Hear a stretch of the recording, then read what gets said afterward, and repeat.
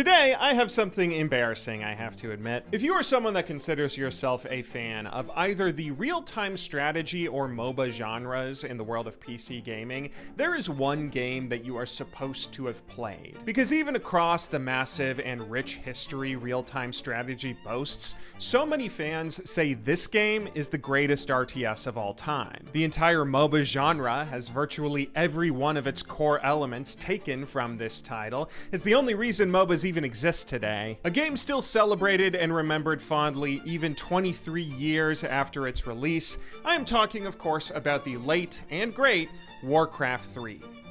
And I have never played it. So this is genuinely embarrassing for me to admit, even though I have dedicated 15 years of my life to League of Legends and MOBAs, which became my whole career, even though everyone from Faker to the co-founders of Riot got their start in Warcraft III, I'm kind of clueless. I never played the game, I don't know what it's like, I don't know anything about the story or why it's so celebrated, I just know that people love it. And this got me thinking recently, it's probably high time that I fix my ignorance. Even though I am showing up to the party 23 years late, today I'm gonna play Warcraft 3 for the very first time and try to see what all the hype's about. Oh boy, look at that beautiful low-poly game menu. I swear, nothing has charm like early 2000s PC games and their menus. So let's break down what we're going to be doing here. I want to challenge myself today to experience Warcraft 3 as true to life as possible, completely blind, the way a kid might first experience it after picking up the game back in 2002. As such, I will not be playing the remake that Blizzard made a few years ago, Warcraft Reforged. I will be playing the original version and going chronologically through its campaign. Warcraft 3 is an RTS with 4 different races, each with their own campaign, but only the human one is unlocked for you from the start, apart from a little orc prologue tutorial, but I'm such a great RTS player, I'm sure I don't need that. So I will be playing through the entire human campaign in this video, seeing if that's enough to hook me on the Warcraft universe. I'm really curious to see, coming to this game and its universe as a completely new player, does the story and gameplay still hold up even now in 2025? And whatever twists the game has for me, will they still be shocking to see? Well, I can say that things definitely start off strong because, like any great Blizzard game, Warcraft 3's campaign kicks off with a beautiful cinematic. Our story begins with a bird flying over a gorgeous landscape into a city where some sort of royal council is debating what to do about a massive orcs nearby, as well as a mysterious plague that's appeared in their kingdom. The bird then flies into these royal chambers and shows off what a kick-ass job Blizzard's animators can do, even back in 2002.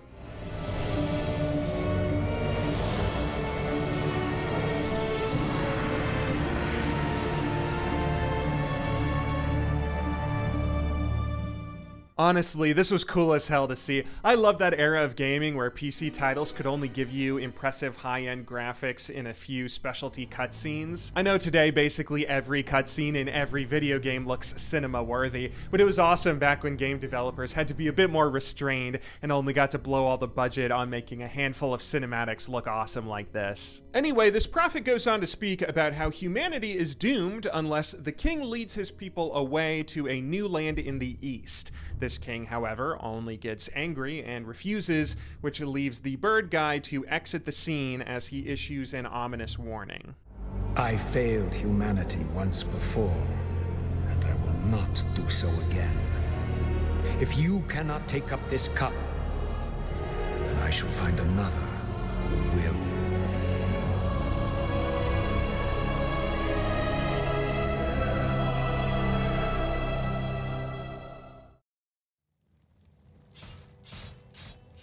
Oh yeah, that is what I like to see. Look at those graphics. I unironically can't get enough of that low poly aesthetic. As we're brought into our first mission, we are now introduced to our main character and the certified good guy of this story, Prince Arthas, who we will be playing as. He's meeting up here with an apparent old friend, Uther the Lightbringer, informing him that an orc encampment is nearby and we have to go and help the defenseless human village that they are about to attack. Uther heads off, leaving us to the task, and and we are off on our first mission in this game, which I am so excited about that I immediately sprint to the edge of the map in the wrong direction. Now, many RTS games will start players off with a mission like this for their first level that has no base management or building, instead just giving players a handful of units that they can move around a map so they can get used to the micromanagement integral to this genre. That's what I thought this was as I loaded into the level with Arthas and my 4 soldiers. I assumed it was a straightforward tutorial where I would just be running my units from one part of a road to another,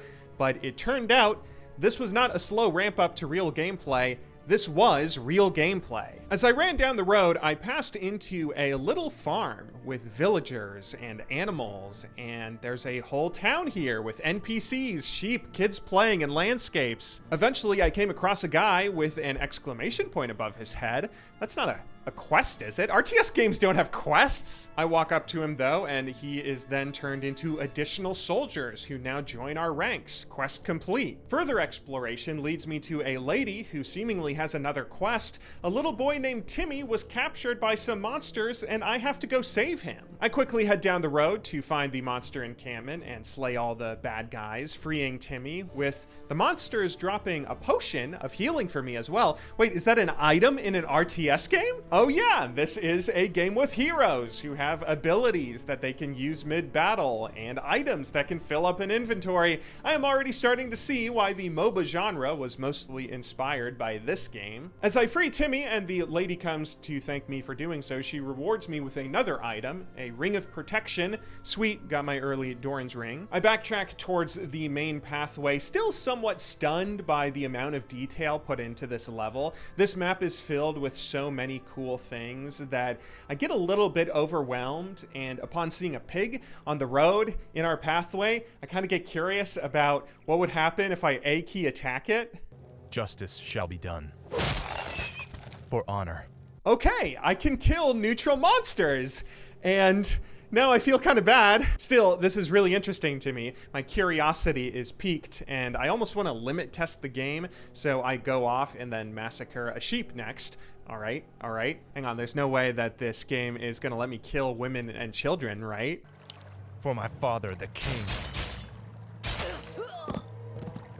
Oh god, okay, now I feel really bad. Yeah, it turns out that all my time in League of Legends led me to forget that the MOBA genre started off with creep denial, meaning you could A-key attack your own units to kill them, and now I am feeling a little bit like a monster. Guilt-stricken, I finally make my way back to the main path toward the town, where I come across another detour. This pathway apparently leads off to another side quest. Except no, this is a trap set by bandits to try and kill me and my army? Right after teaching me a unique new game mechanic, this game is already using that knowledge to try and trick me.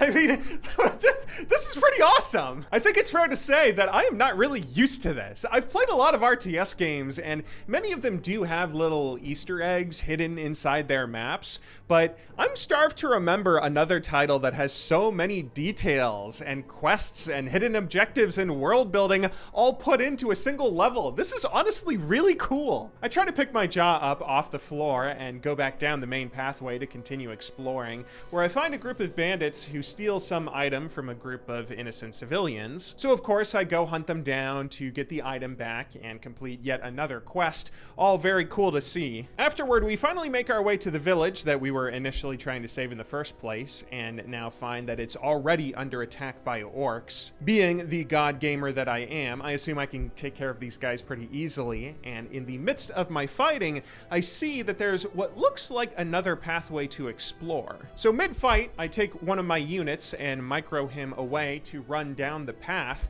You know, maybe there's more quests or secrets down this way, but to my horror, this is where I find a graveyard filled with the ghosts of the neutral mobs I killed earlier. Oh god, Warcraft, I can see why people celebrate this game so much. I'm seriously so blown away by all of this world building that going through the rest of the main objective of killing all the bad guy orcs and saving the villagers almost feels boring by comparison. I succeed in doing so, and after seeing a little cutscene of some orcs leading some villagers away, I slay the rest of them to be rewarded with a final cutscene and the completion of our first mission. Bless you, Prince Arthas. But what about the others who were taken away? Don't worry, son. We'll find them and bring them home safe. Wow, I forgot about the time when games felt like they had to give high scores to reward players with. What a relic of the past that is. Arthas then goes to meet up with Uther, who seems a little less pissed that orcs are going around massacring everybody. Then let's get in there and destroy the beasts. Remember, Arthas, we are paladins. Vengeance cannot be a part of what we must do. If we allow our passions to turn to bloodlust, then we will become as vile as the orcs. Yes, Uther. I don't know, I'm kind of Team Arthas on this one. We're told to establish a base so we can lead an attack on these orcs, and now we are finally thrown into the full RTS gameplay that I was first expecting when booting up the game. Warcraft 3 operates somewhat similarly to the StarCraft universe in that there are two main resources to gather, gold and lumber, which are used to construct all of your buildings and units. I set my villagers off to get some gold so I can train more of them, but then instantly get supply blocked because oops, I guess it's been a while since I last played an RTS. We get underway constructing our base though, raising an army, and are soon treated with another story-driven cutscene. The hour of doom approaches. Let this paltry sacrifice appease our demon masters. You sick bastards. You'll never get away with it.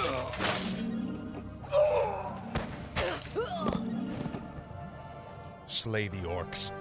Slay them all!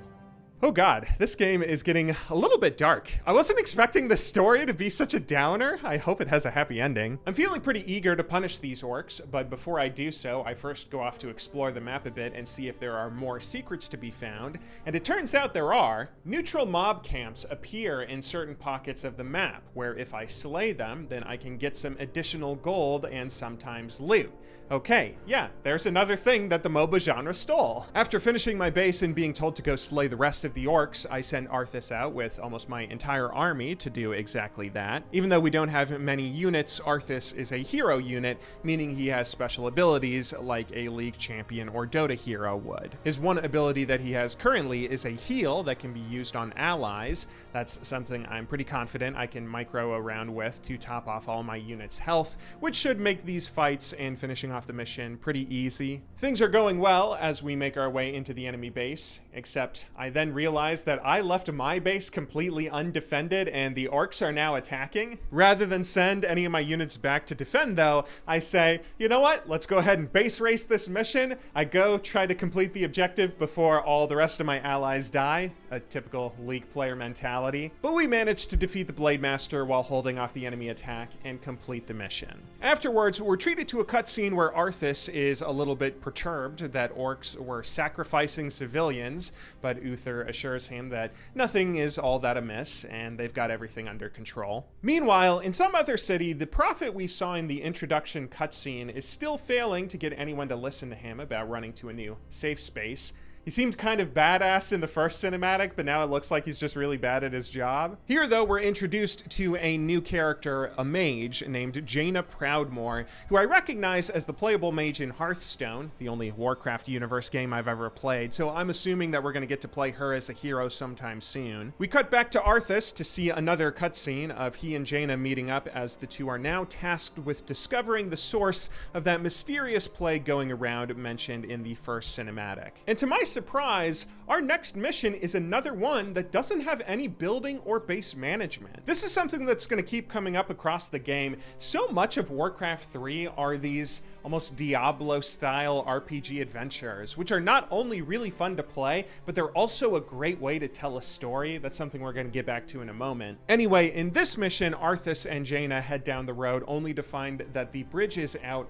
forcing them to explore this area even more. I find some bandits sacking a town and naturally use my new awesome water elemental from Jaina to take them out. Jaina feels like a very fun character to use. Up until now, I've just been using heals with Arthas, so it's cool to have a little summon ability. You may also notice that I am not leveling up any of my abilities. I didn't realize from mission to mission, each hero gains levels, and I need to spend my skill points to unlock new abilities. That's a pretty big noob mistake. After saving the village, though, I pick up a side quest to discover some kind of healing fountain on the other side of the map, which I am now super excited to traverse to, seeing how much there is to explore. We go kill some murlocs in the river, as well as some more bandit camps to get additional item drops. It's really cool to see some of these items drop from buildings as well. Structures aren't just here to flesh out the world as set decoration, they're also intertwined in the gameplay. As we come closer to our goal, I finally realize I have to level up my abilities and begin doing so right as Arthas and Jaina make a scary discovery, a grain silo that appears to have something to do with the source of the plague. We keep making our way through the rest of the map, picking up new units like a healing priest, as well as a mortar team for long-range damage. I like the way this game is slowly introducing what I can only assume are all the different human units that you might want to build or compose an army of in a regular PvP match. It's a nice introduction. Then, after finally making it all the way to the other side of the map, we meet the necromancer Kel'Thuzad, who is doing something strange with the village's grain. We take down his lackeys, as well as destroy the grain silo that he seemingly poisoned, and complete our third mission of the game. Arthas and Jaina figure Kel'Thuzad must be the one who's behind this plague, so they decide to press forward and look for him in the area where all this grain is coming from, a city named Anderhall. Now, before we go any further, I've got to say one thing. This game might be the most memorable story-driven RTS that I have ever played, which I realize sounds a bit insane since we are only 3 missions in, but hear me out. RTS games have always suffered from one major problem.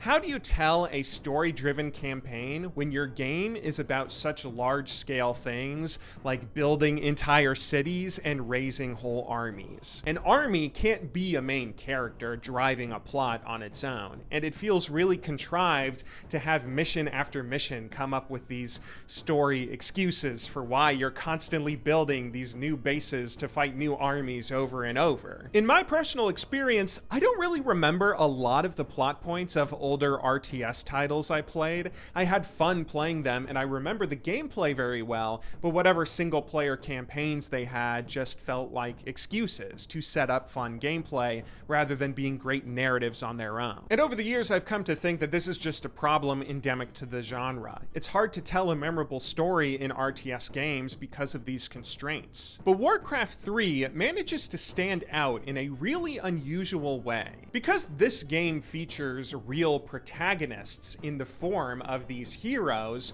who are outsized characters in the story and gameplay, and because so many of these missions seem to be smaller scale that allows these heroes to interact with each other across detailed and fun maps, Blizzard are able to tell a much more compelling narrative. I genuinely feel like Arthas and Jaina and Uther and all these undead guys, it feels like they're real characters in a sprawling narrative. They aren't just playable factions with a story that's finding excuses for why they're fighting each other. I am genuinely curious about the narrative and what might happen next, and I have a feeling that Warcraft 3's campaign might be one that I remember much better than other RTS titles. But we'll still have to wait and see. I'm only 3 missions in. It's possible I'm getting ahead of myself, and maybe the story will start slowing down from here on out. The next mission starts off with Arthas and Jaina discovering some cultists as they get closer to Anderhall.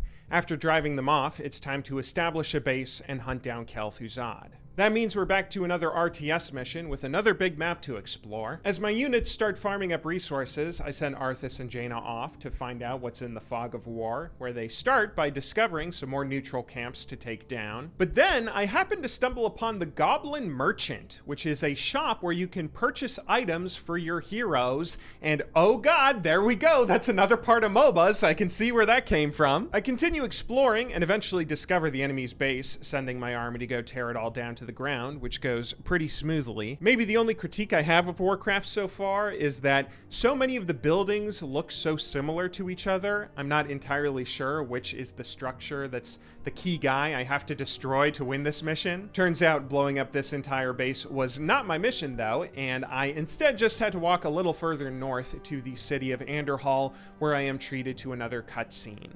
Here, Arthas and Jaina confront Kel'Thuzad, who says that he was the one that ordered the undead to distribute the plagued grain, although he's working for the Dreadlord Mal'Ganis, who we can seek out in Stratholme if we wish. Kel'Thuzad then tries to leave, but we head into the city to take him down, and oh god, look, there's Timmy, except he's undead now. Anyway, back to the story, Arthas quickly learns a worrying fact.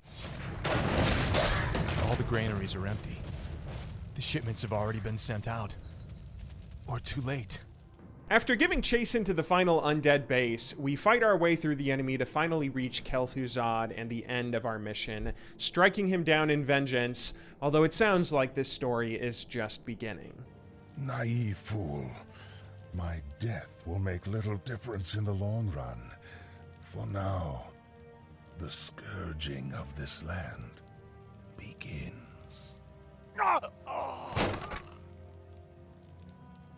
The following morning, Arthas and Jaina regroup in the nearby city of Hearthglen, where the two learn that the city is apparently preparing for battle. That's because an undead army has been rising all around as of last night and is now headed toward this town. Arthas tells Jaina to run off and inform Uther of what's going on, where shortly after he makes a horrifying discovery. Wait, what did those crates contain? Just a grain shipment from Andorhal. There's no need to worry, my lord. It's already been distributed amongst the villagers. Oh no. The plague was never meant to simply kill my people. It was meant to turn them into the undead. Defend yourselves! And we are off with our next mission, where we are now tasked to defend Hearthglen from waves of undead for the next 30 minutes until Uther shows up. I'll be honest, this mission was both one that I was really excited for and my greatest blunder. I had hubris on the level of Arthas here, let me tell you. So at first, I was really excited seeing that 30-minute timer, because I was thinking, oh, that's a lot of time I can use to explore the map and see all the secrets to be found. And there was quite a lot of fun stuff to find. Firstly, I came across another secret shop where I had to spend a good deal of time fiddling around with my inventory because I'm such a hoarder that I never use consumables when they're given to me in a single-player game. Up until this point, there had been a few hordes of undead that had attacked my base, but I managed to defend it pretty easily, even without my hero, so I was happy to keep exploring. At one point, I came across some poor infected villagers, and as they were turned into undead, I had to slay them, which I don't like doing. I already feel guilty about killing that one villager all the way back in level 1. I don't want to do that anymore. But then, before I could feel too bad, I hear there is an optional side quest. An undead caravan is carrying infected grain to the town in the north, so I head back up there to stop it. Upon destroying the grain shipment and completing the side quest, I make another really fun discovery. This caravan dropped a scroll of town portal, which allows Arthas to teleport back to his base along with the rest of his army. And then I start freaking out because I realize, okay, that's where blue pilling comes from. I always knew that Dota, unlike most other MOBAs, forced players to purchase a recall item if they ever wanted to go back to base from lane, but I didn't realize that's because Blizzard gave everyone the idea by creating this recall item. This is where it all began. So anyway, my defense is going well. The mission is basically over, and I'm thinking, this is easy. I can defend these hordes pretty much no problem. So I send my hero back out to see what else there is to explore. I find the second enemy base pretty quickly and map everything out, and that is when I'm attacked by another round of enemies. A little bit concerning since I took quite a few soldiers out with Arthas on this exploration mission, but I should be fine. Arthas finds another little side quest to kill some murlocs and free a guy in a cage. Okay, that's going pretty well, although I might actually lose a few units here. Whoa, okay, my base is kind of not doing too well. I have lost a lot of my army. Arthas finishes off his side quest, and oh look, there's Boots of Speed from League. I have a full inventory though. Okay, can I blue pill and then pick up the boots mid-recall? No? Okay, that's kind of annoying. Okay, game, you can shut up. I hear you. You keep telling me my forces are under attack. I understand. Oh my goodness, my base. Wait, did I throw this mission? Uther is still 8 minutes away.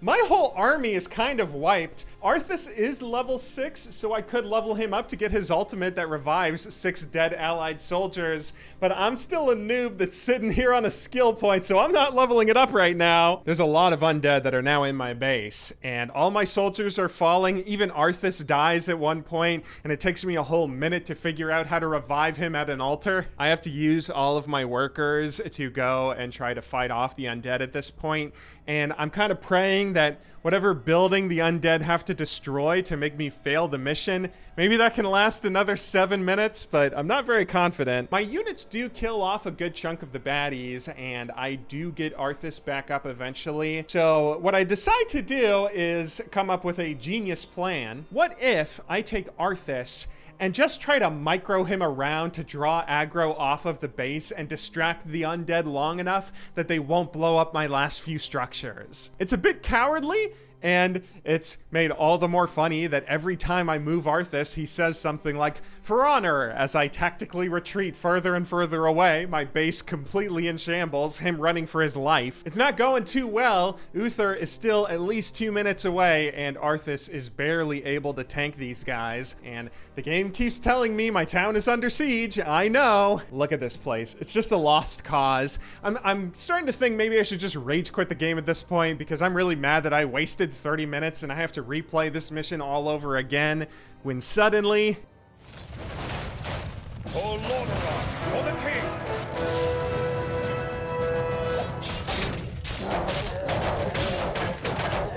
Uther, your timing couldn't have been better.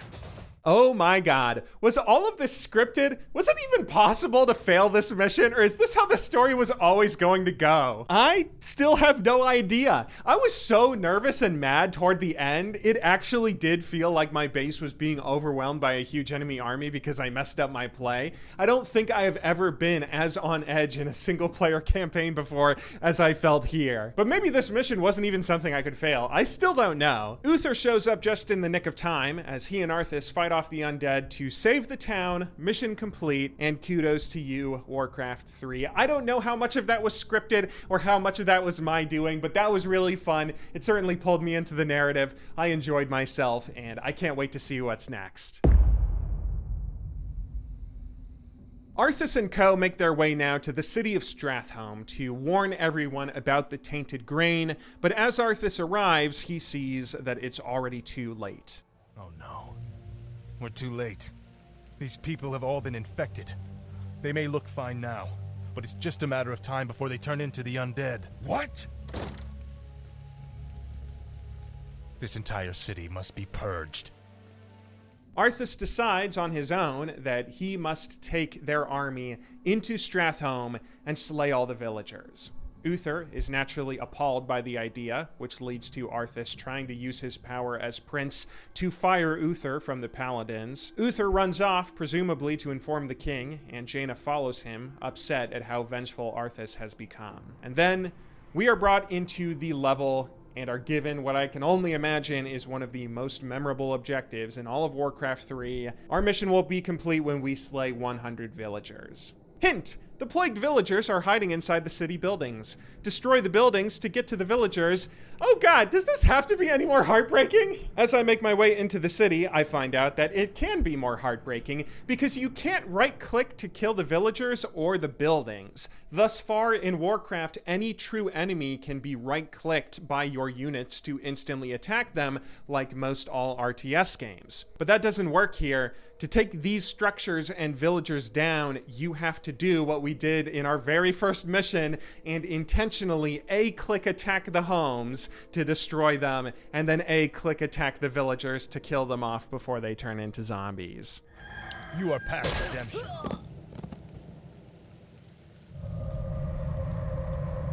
I've been waiting for you, young prince. I am Mal'Ganis. After killing your first villager, Mal'Ganis shows up, the Dreadlord who is behind all of this supposedly, and this is where the mission gets a little bit trickier. The overall goal here is to kill 100 villagers yourself before Mal'Ganis kills 100, turning them into undead or something. It injects some tension in the mission and adds the additional challenge of giving you a truly powerful enemy to fight, which does make the mission a bit harder. But honestly, playing through this for the first time now, I kind of think Mal'Ganis wasn't needed. It would have been a little bit more impactful, for me at least, if Arthas had to intentionally go around slowly and methodically making his way through the town, razing it to the ground without any sort of outside threat. That would have been really impactful, like something straight out of Spec Ops The Line or that Call of Duty airport level. Honestly, the way that this campaign is framed here, it kind of feels like Arthas didn't do anything wrong. I mean, the villagers, if you don't kill them fast enough, do turn into the undead, who then are actual enemies you can right-click to kill. Not to mention, slaying these people while they still have their humanity is kind of presented as a better alternative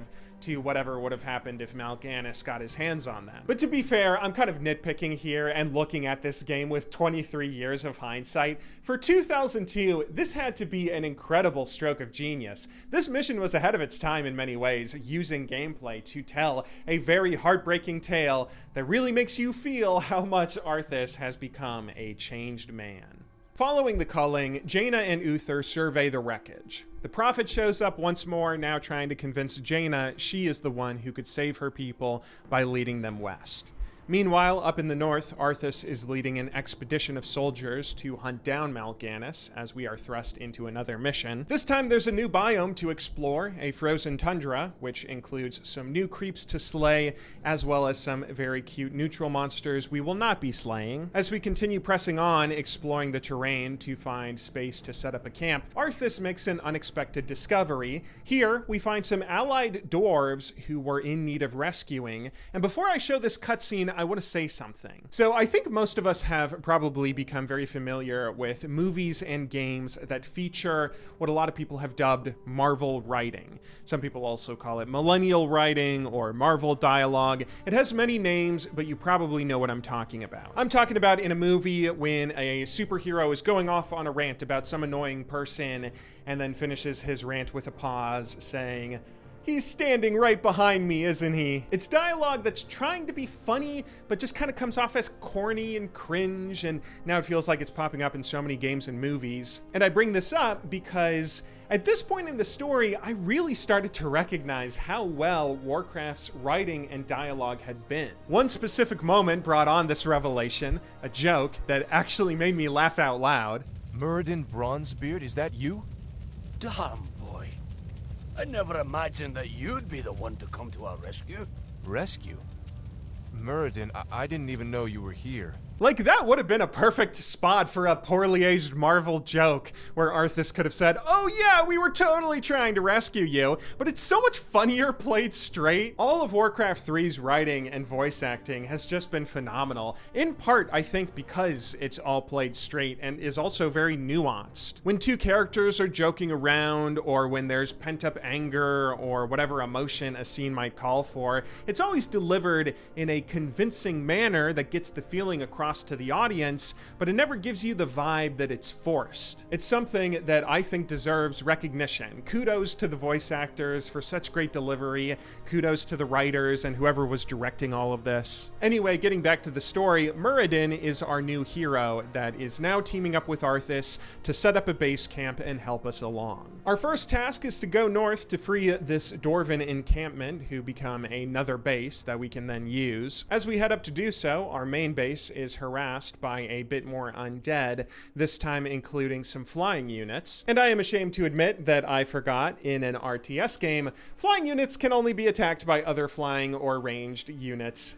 This genre does not have the loose relationship with reality that MOBAs do. Anyway, I eventually free the dwarves by destroying the first undead base while also defending my own, before then pressing onward to try and find Mal'Ganis. We eventually reach his base with the help of a few new unit additions and take it down, destroying every last structure to complete our mission. After completion, we're treated to a cutscene where Muradin explains to Arthas the reason he was up here in the north was to hunt down some sort of supposed vault containing a special sword named Frostmourne. Just as we learn this, a captain comes along to tell us our soldiers haven't found any trace of Mal'Ganis in his base, so Arthas decides to set up camp here and continue pressing onward. The next morning, however, while Arthas is out on an errand, an emissary comes to tell his troops that Uther has convinced the king to order them to return home to Lordaeron. The men should go back to their ships immediately, although an undead force blocks the road back, so the soldiers decide to chop their way through the forest from the base camp we just established. Upon hearing this, Arthas is so distraught that he makes a bold decision. Uther had my troops recalled. Damn it! If my warriors abandon me, I'll never defeat Mal'Ganis. The ships must be burned before the men reach the shore. And we are now sent off on another fun exploration mission.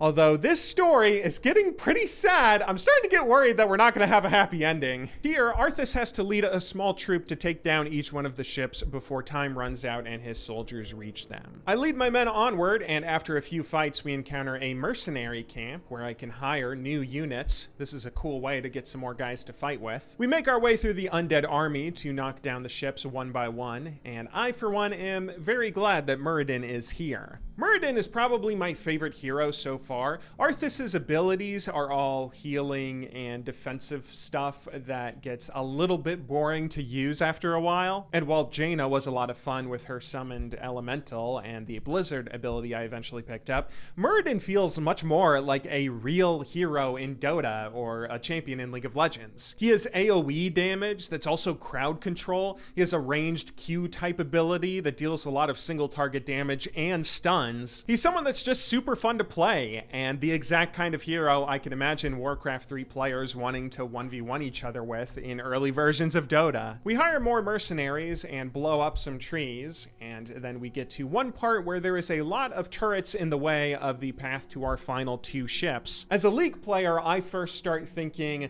okay, we should probably run back from these towers and maybe use our siege units to snipe them from afar because this is going to be tough. But then I say, okay, you know what? I bet we can survive. Let's just sprint our way through. We lose almost all of our units doing this, except for a few mercenaries, but we managed to get to the last 2 ships, and with just a few minutes left, we let this ice troll take our ships down. Thank God for the mercenaries, because they were super helpful, but then...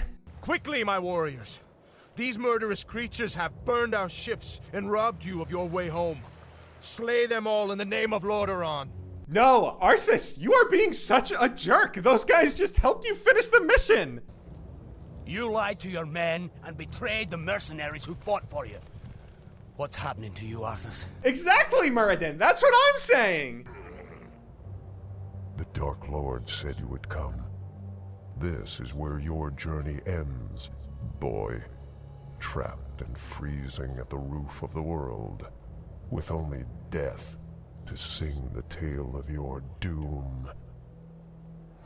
This looks bad. We're completely surrounded. There's still one chance. Help me claim Frostmourne. If it's as powerful as you said, it might tilt the scales in our favor. I have a bad feeling about this, lad.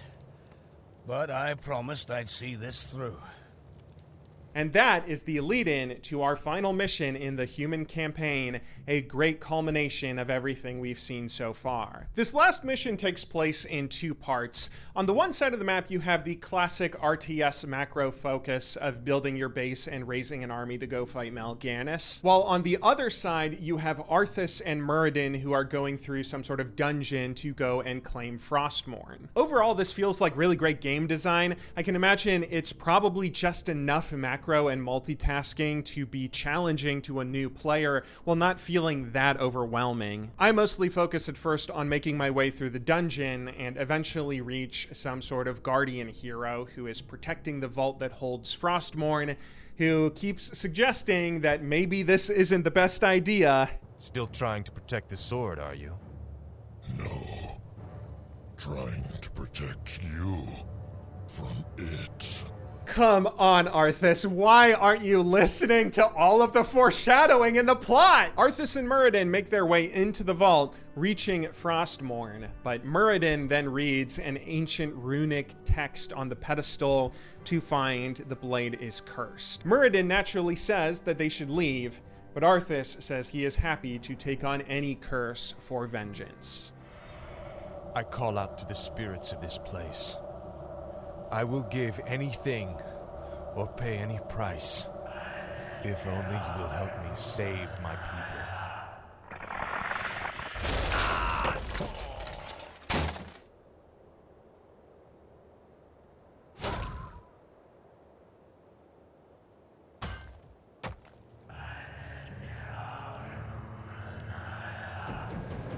Prince Arthas, where is Muradin?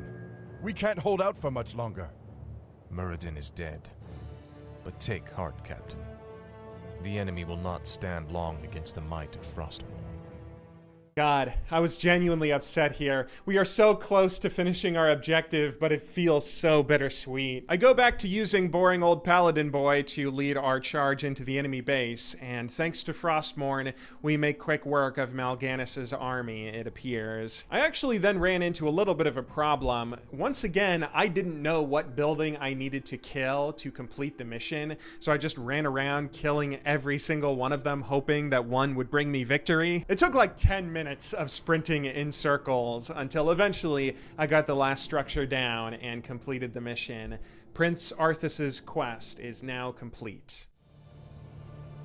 So, you've taken up Frostmourne at the expense of your comrades' lives, just as the Dark Lord said you would.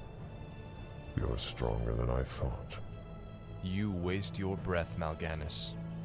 I heed only the voice of Frostmourne now. You hear the voice of the Dark Lord. He whispers to you through the blade you wield. What does he say, young human?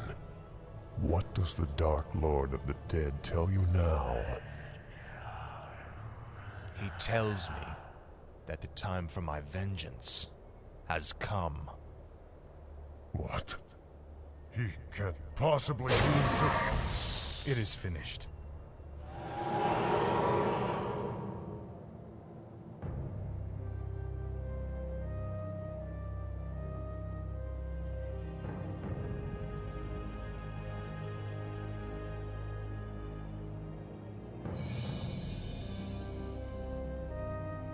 As we end the campaign, we are then met with a wall of text describing that after his vengeance, Arthas wandered off into the frozen wilderness.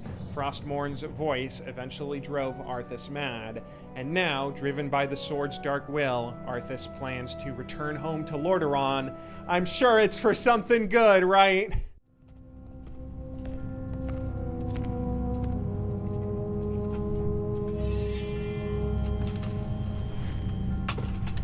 Ah, my son. You no longer need to sacrifice for your people. You no longer need to bear the weight of your crown. I've taken care of everything.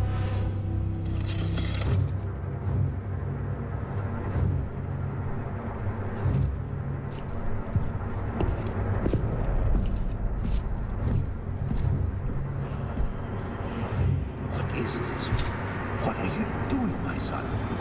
Succeeding you, father.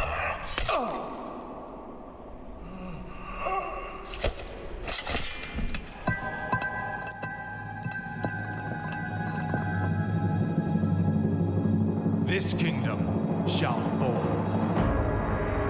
and from the ashes shall arise a new order that will shake the very foundations of the world.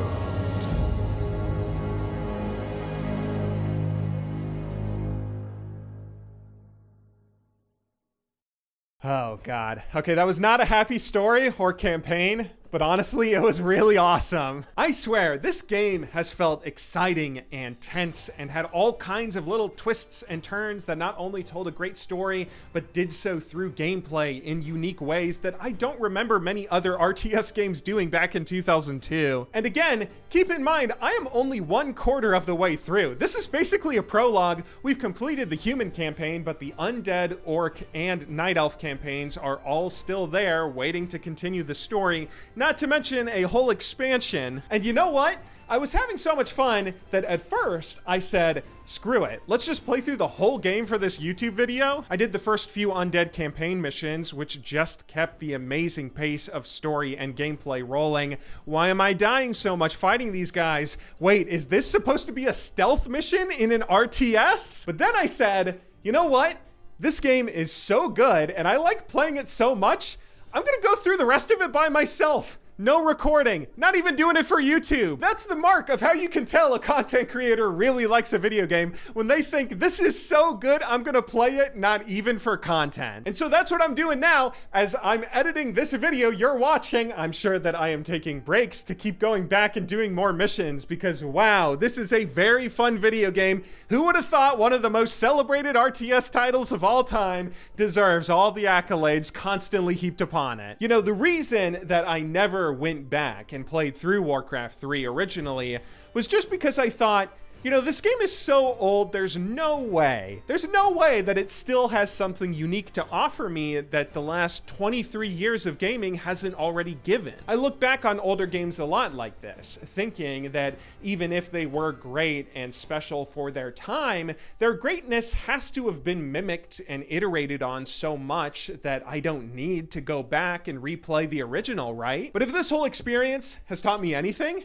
it's that that's simply wrong. At least in this case, Warcraft 3 is a really fun and special game that holds up even after all this time. I kind of feel like an idiot that it took me this long to play it. It turns out, just like in literature or film or any other art form, the classics are classic for a reason, and they're almost always worthy of your time. So if there's a lesson to take away from all this, go and play an old game. Stand up for video game preservation.